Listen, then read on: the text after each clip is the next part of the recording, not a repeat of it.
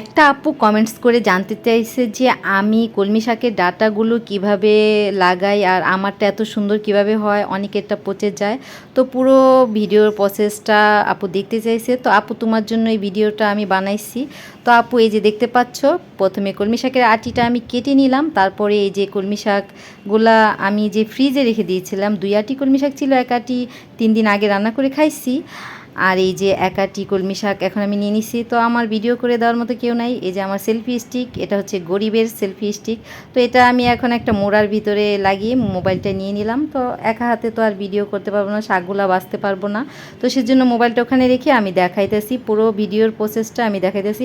প্রথমে কলমি শাকগুলো আমি বেছে নিচ্ছি, নিচের যে পাতাগুলো আমি ফেলে দিচ্ছি আর ডগাগুলো রেখে উপরের আগার পাতাগুলো আমি নিয়ে নিচ্ছি। কারণ এই কলমি শাকের আটিটা আমি 3 দিন হয় ফ্রিজে রেখে দিয়েছি, সেজন্য পাতাগুলো একটু পেকে পেকে গেছে। কলমি শাক সাথে সাথে এনে ভাজি করে রান্না করে খেলে কিন্তু ভালো লাগে, আর 2-3 দিন একটু ফ্রিজে রেখে দিলেই কিন্তু পেকে যায়। তো কেয়ার করা, আমার হাজব্যান্ড 2 আটি শাক নিয়ে এসেছিলো। 2 আটি শাক কে খাবে? আমি আর হাজব্যান্ডই তো শাক খাই, আর আমার ছেলেমেয়েরা তো শাক খেতেই চায় না, সেজন্য 1 আটি শাক রেখে দিয়েছিলাম। তো আজকে বের করে দেখি শাকগুলো পেকে গেছে। তো ফেলে দিব না, উপরের আগার পাতাগুলো ভালো ছিল, তো আগার পাতাগুলো বেছে বেছে নিয়ে নিচ্ছি, আর নিচের পাতার ডগাগুলো আমি এখন রেখে দিচ্ছি। তো আমি কলমি শাকের ডাঁটা পানিতে চুবিয়ে কিভাবে কলমি শাক চাষ করি সেই প্রসেসটা দেখতে হলে পুরো ভিডিওটাই কিন্তু দেখতে হবে আপুরা। এই যে কলমি শাক বাছা হয়ে গেছে, এখন আমি ভালো ভালো মোটা সোটা ডগাগুলো নিয়ে নিচ্ছি বেছে বেছে, আর এগুলো রেখে দিচ্ছি। আর এই যে আগার পাতাগুলো রান্না করব, আর এই ডগাগুলো এখন আমি পানিতে চুবিয়ে রাখবো। এগুলো হচ্ছে আগের ডগাগুলো, কি সুন্দরভাবে হয়ে গেছে কলমি শাক। আর এই যে 3 দিন আগে এই ডগাগুলো চুবিয়ে রেখেছিলাম, এগুলা থেকেও পাতা গজিয়েছে, এই যে দেখতে পাচ্ছেন আপনারা কি সুন্দর করে। আর এই ডগাগুলো আমি পানিতে চুবিয়ে রাখবো। তো এই যে আজকের ডগা এগুলা, আর এগুলা হচ্ছে 3 দিন আগের, আর এগুলা 2-3 সপ্তাহ হয়ে গেছে। তো এগুলা কিন্তু অনেক সুন্দরভাবেই হয়ে গেছে। তো আমি আপনাদেরকে দেখাচ্ছি যে আমি কিন্তু পানি কখনোই পাল্টাই না। এই যে পানি যখন অর্ধেক হয়ে যায় তখন আবার আমি এই পানির মধ্যেই পানি দিয়ে দিই, পানি পাল্টাতে হয় না। আমার এই বেলকুনিটা হচ্ছে পশ্চিম দিকে, সেজন্য সকালবেলা রোদ আসে না, 12টা-1টার দিকে রোদ আসে, বিকেল পর্যন্ত থাকে। এই যে দেখতে পাচ্ছেন কলমি শাকের ডগা থেকে যে শিকড়গুলো বের হয়েছে কী সুন্দরভাবে একসাথে হয়ে আছে।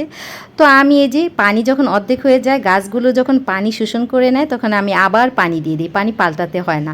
গাছের প্রধান খাদ্যই হচ্ছে পানি, আর রোদ আলো বাতাসও কিন্তু গাছের পানি শোষণ করে নেয়।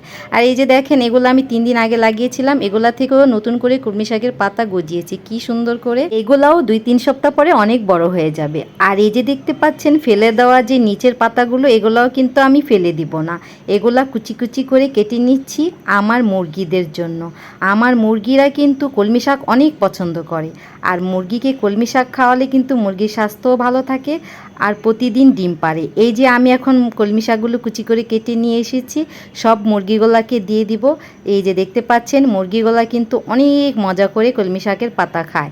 সব মুরগিগুলাকে এখন দিয়ে দিচ্ছি এক এক করে। কলমি শাক কিনে আনলে কিন্তু আমার 3 দিক দিয়ে লাভ হচ্ছে। এক হলো আমি কলমি শাক ভাজি করে রান্না করে খেতে পাচ্ছি, আর দ্বিতীয়ত কলমি শাকের ডগা থেকে আবার নতুন করে কলমি শাকের চাষ করতে পারছি। আর কলমি শাকের বাকি যে ফেলে দেওয়া পাতাগুলো, সেগুলো আমি আমার মুরগিকে কুচি কুচি করে খাওয়াচ্ছি। তো আপনারা এবার নিশ্চয়ই বুঝে গেছেন যে কলমি শাকের কত গুণ। তো আপুরা, এবার ভিডিও দেখার পরে তোমরা হয়তো বুঝে যাবে যে আমি কলমি শাকের ডগাগুলো কীভাবে লাগাইছি আর কীভাবে কলমি শাক হয়। তো তোমরা এভাবেই লাগাবে হবে।